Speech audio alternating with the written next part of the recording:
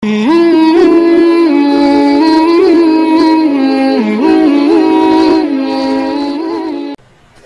keutamaan malam nisfu Sya'ban? Ittala Allahu ala jami'i khalqihi lailatan nisfi min Sya'ban. Allah memperhatikan semua makhluknya pada malam nisfu Sya'ban. Fayaghfiru li jami'i khalqihi. Semua yang beribadah, berdoa malam itu diampunkan Allah. Illa, kecuali dua.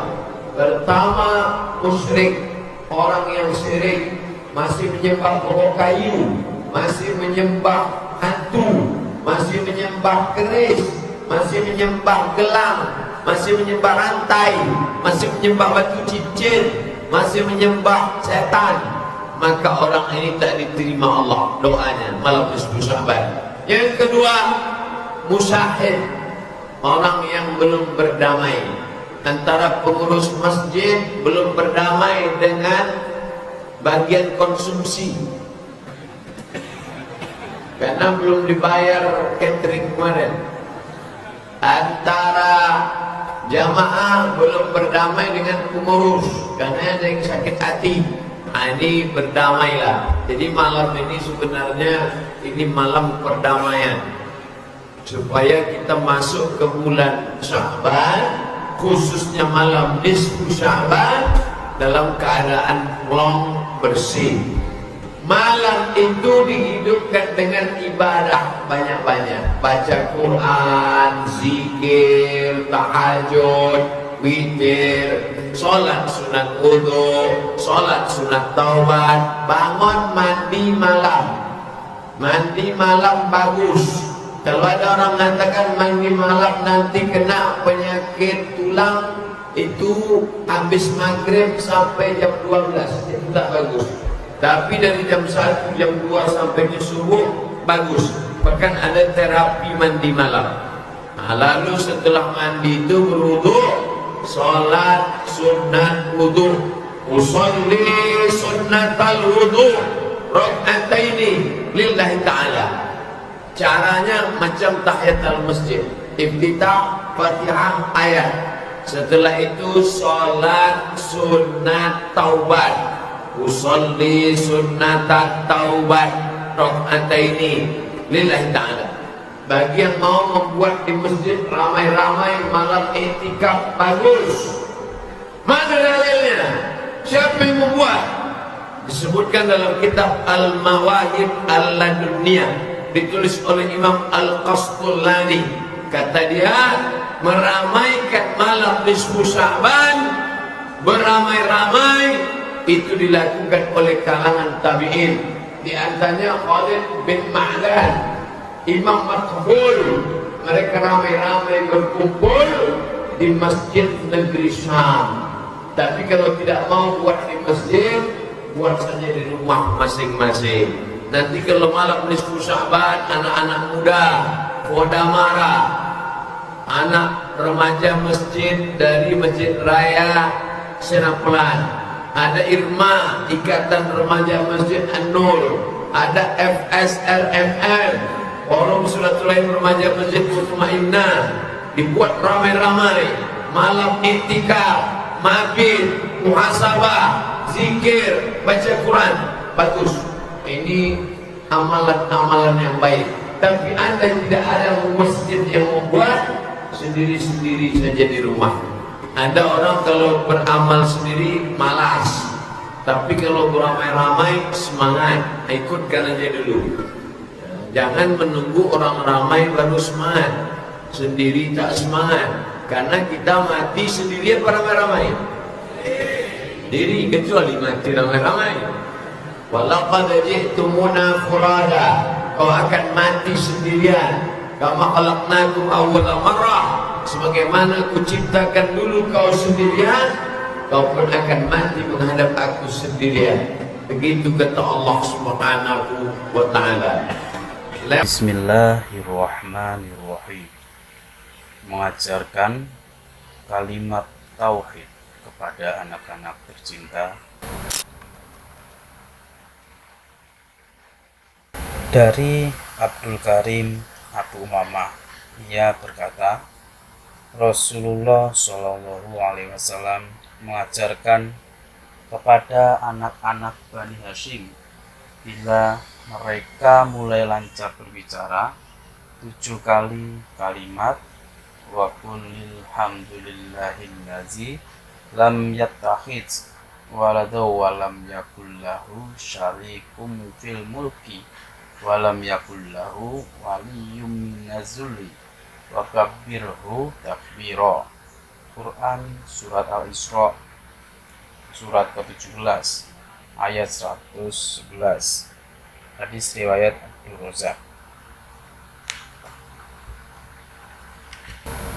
Rasulullah Shallallahu Alaihi Wasallam mengajarkan kepada anak-anak yang mulai dapat menirukan kata-kata kalimat wa qulil hamdu lillahillazi lam yattakhidz walada wa lam yakul lahu syarikum fil mulki wa lam yakul lahu waliyyun minal zulli wa kabbirhu takbira, yang artinya katakanlah segala nikmat karunia hanyalah milik Allah yang tidak beranak dan tidak memiliki sekutu dalam kekuasaannya dan tidak mempunyai penolong untuk menjaganya dari kehinaan, dan agungkanlah dia dengan penuh kebesaran.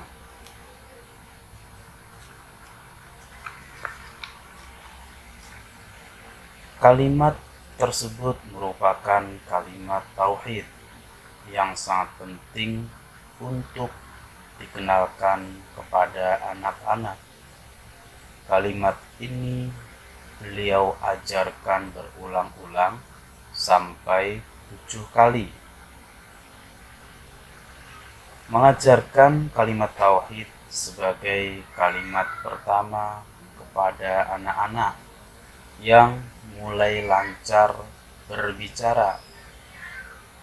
Mengajarkan kalimat tauhid sebagai kalimat pertama kepada anak-anak yang mulai lancar berbicara juga beliau perintahkan kepada orang tua sebagaimana tersebut dalam hadis berikut, yang artinya dari Ibnu Abbas radhiyallahu anhumah dari Nabi Shallallahu Alaihi Wasallam, beliau bersabda, bukakanlah untuk anak-anak kamu yang masih kecil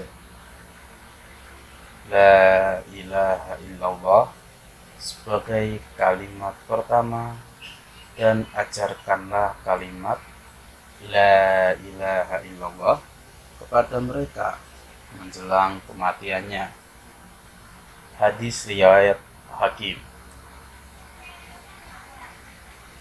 Perintah tersebut dilaksanakan para sahabat beliau dengan senang hati, sebagaimana tersebut dalam hadis berikut.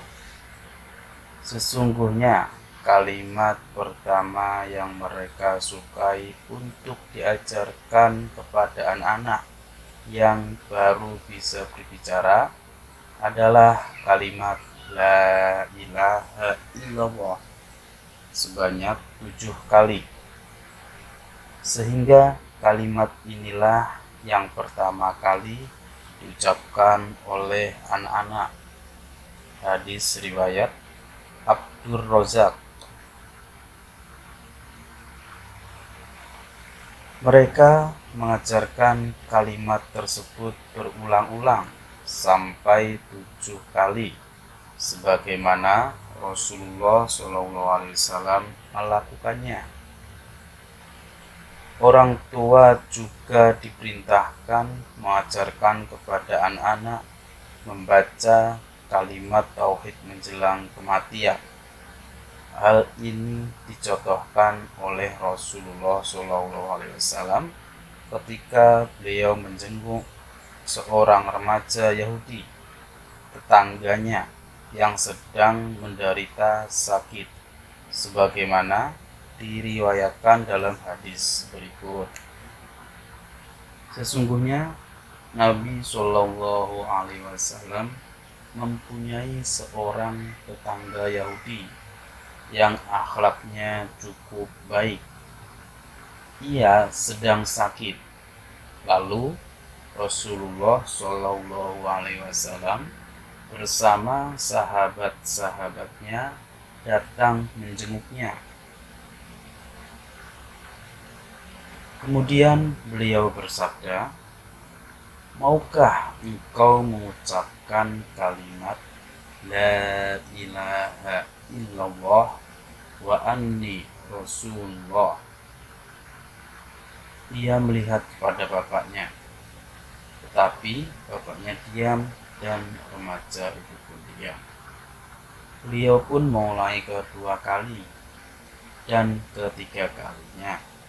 Pada ketiga kalinya bapaknya berkata, "Ucapkanlah seperti yang beliau katakan kepadamu." Remaja itu pun melaksanakannya, kemudian ia meninggal.